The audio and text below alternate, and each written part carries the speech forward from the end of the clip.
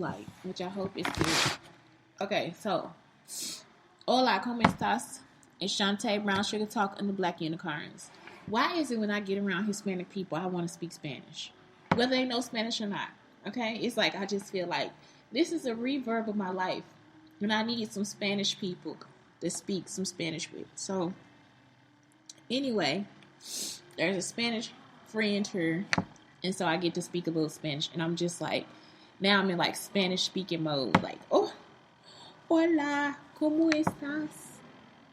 This looks so cute in person. Looks so different on camera. Okay, anyway, so today is Brown Sugar Talk on the Black Unicarns with Shantae. Y'all, oh my God. So I'm going to go over Sheryl Lee Ralph today. I love Sheryl Lee Ralph. And I always talk about just how I saw her in that restaurant show, whatever. And it was like she was just a glorious piece of heaven for me. Like, so always been a big fan of Sheryl Lee Ralph. And always will be because she's like my first Black American hero. Like, it's just something about her.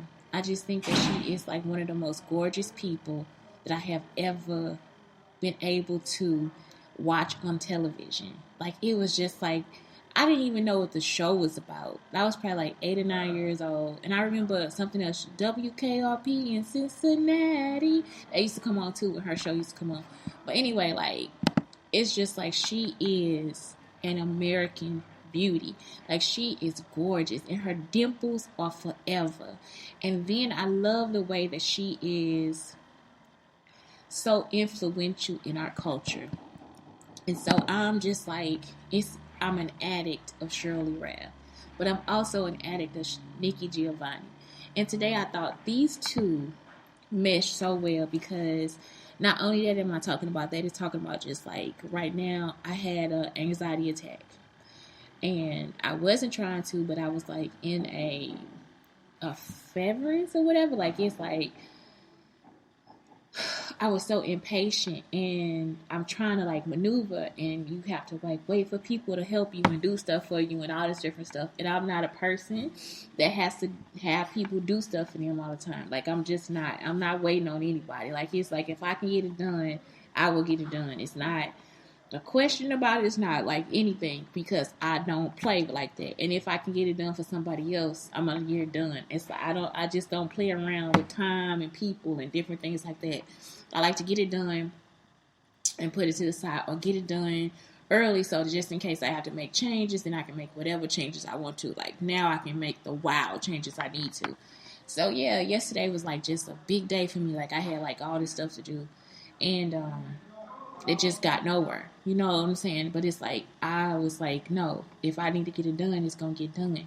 If I got to take care of it, I'm going to take care of it. And so that was it. It just left me messed up. And then not only that, it was just like people making me angry. Like, it's like the speech, the way they talk to you, like whatever they saying. It's like, no, we don't need that right now. Like, people do not need that either. Figure it out, or you take a deep breath, or whatever. But people don't need just everyday continued issues like that. You see? And so that's where it becomes like very abusive to me because I'm like, nah, I'm not. No, ooh, what is going on? What is going on? So yeah. So today, Sheryl Lee Ralph, and it's a quote by Nikki Giovanni that I read that I thought was just like so poignant to me. It says, "Style has a profound meaning to Black Americans. If we can't drive, we will invent walks and the world will envy the dexterity of our feet." I love this because that is true. They would want the style of our shoes, the way we walk. They would take record of it and then try to put like we never did it. If we can't have ham, we will boil chitterlings. If we are given rotten peaches, we will make cobblers. If even scraps, we will make quilts. Take away our drums, and we will clap our hands. We prove the human spirit will prevail. We will take what we have to make what we need. We need confidence in our knowledge of who we are. And so that's something right there. Like, I love the quote because it is like one of the most informative and dexterous quotes that anybody could ever say or anybody could ever use, because it's the truth. We do not just stand in one place and wait for things to happen. It's like we keep moving because that is what we have. And sometimes it's what we don't have that, it's like, it's all about what we don't have and how we take what we don't have and invent something new. And I just really like the fact of that. I'm trying to keep my mask on just in case, but somebody walked through. So, yeah. I just love it. I love it. I love it. I love it. And that is something I don't know. It's something that I just like really noticed about Sheryl Lee Ralph. It's just like how her voice just speaks out against racism and all these different things. So she was born December 30th, 1956. It says she's a actress, singer, author, and activist. She made her screen debut in 1977 comedy film A Piece of Action before landing her breakthrough role as Dina Jones in the Broadway musical Dreamgirls, for which she received a Tony Award nomination for the Best Actress in the musical. She has 2 children, Ivy Victoria Maurice and Edian Maurice, and that's just so sweet.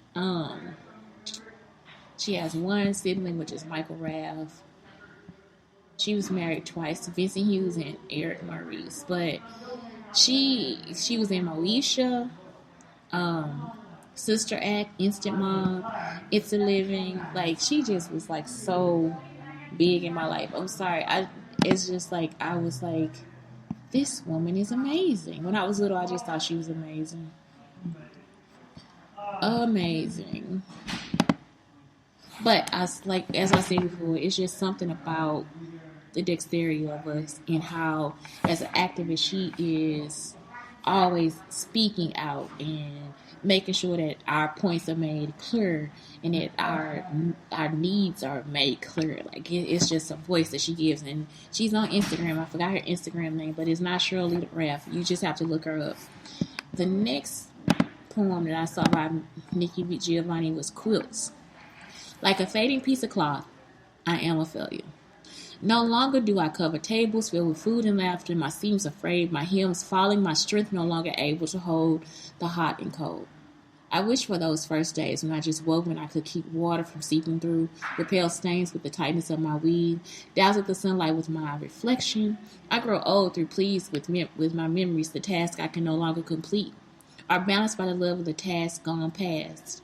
I offer no apology, only this plea. When I am frayed and strained and drizzled at the end, please, someone cut a square and put me in a quilt, that I might keep some child warm and some old person that no one else to talk to will hear my whispers and cuddle near.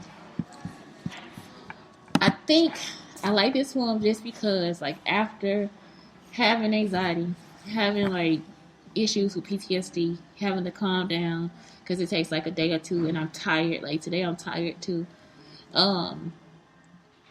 That is it.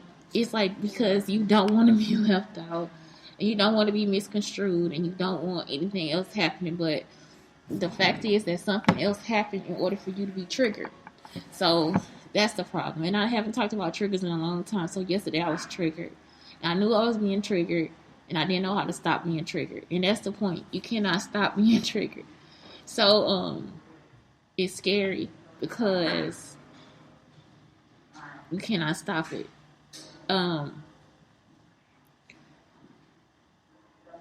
That's it. And I like the poem Quilt because it's just like, it's really poignant. It's really a thing where I'm just like, that is a beautiful situation.